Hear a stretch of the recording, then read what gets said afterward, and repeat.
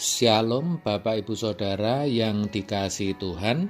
Seri pengajaran hari ini Sabtu 20 Maret 2021 berjudul Kenapa tubuh harus dikuasai?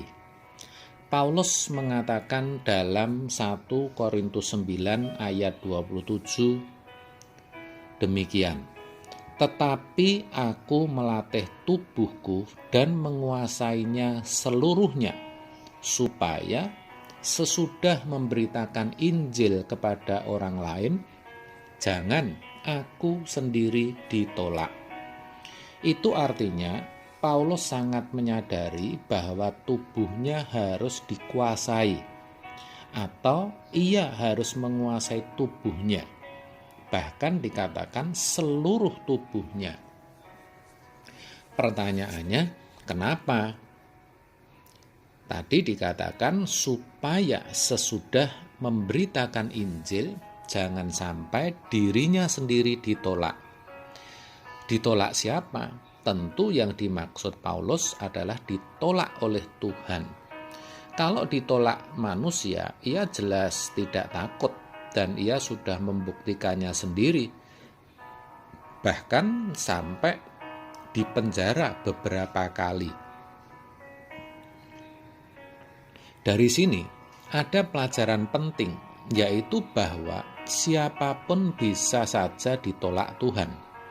Paulus adalah seorang rasul. Ia bisa saja ditolak kalau memang kedapatan tidak berkenan. Makanya ia berkata, baik kami diam di dalam tubuh ini ataupun diam di luarnya, kami berusaha untuk berkenan. 2 Korintus 5 ayat 9. Bukti lainnya ditulis dalam Matius 7 ayat 21-23. Mereka yang bernubuat, yang mengusir setan dan tumpang tangan orang sakit, yang mana dilakukannya semua demi nama Tuhan, juga ditolak. Bukankah orang-orang yang demikian bisa jadi atau kemungkinan besar adalah hamba Tuhan, pendeta, atau minimal orang Kristen? Jadi memang siapapun bisa ditolak, saudara. Tidak heran kalau Paulus berusaha menguasai seluruh tubuhnya, karena tubuh yang dikenakannya adalah tubuh dosa, masih memiliki kodrat dosa, yang mana setiap saat bisa meleset, bisa tidak sesuai dengan kehendak Allah. Tanpa dikuasai, tubuh dosa akan cenderung menggiring kepada kegelapan abadi. Paulus tahu betul akan hal itu. Jadi ia berusaha menguasai seluruhnya. Kita pun sama, saudara. Kita harus sadar kalau tubuh ini dibiarkan, maka bukan tidak mungkin akan menjadi liar dengan berbagai hasrat, ambisi, serta keinginan yang kelak membuat kita ditolak Tuhan. Pertanyaannya, bagaimana cara kita menguasai tubuh ini? Caranya, kita harus menjaga jangan sampai tubuh kita menjadi cemar. 2 Korintus 6 ayat 17 menuliskan, sebab itu keluarlah kamu dari antara mereka dan pisahkanlah dirimu dari mereka, firman Tuhan.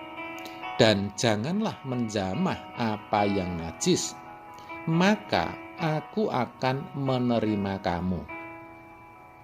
Di sini jelas sekali dikatakan Tuhan akan menerima kita. Aku akan menerima kamu, begitu katanya. Kalau kita tidak menjamah apa yang najis, itu syaratnya. Artinya, ketika kita tidak melakukan segala sesuatu yang tidak berkenan bagi Dia, kita akan diterima Olehnya, kita harus berjuang untuk hidup kudus. Jangan saudara alergi terlebih dahulu dengan kata kudus atau suci.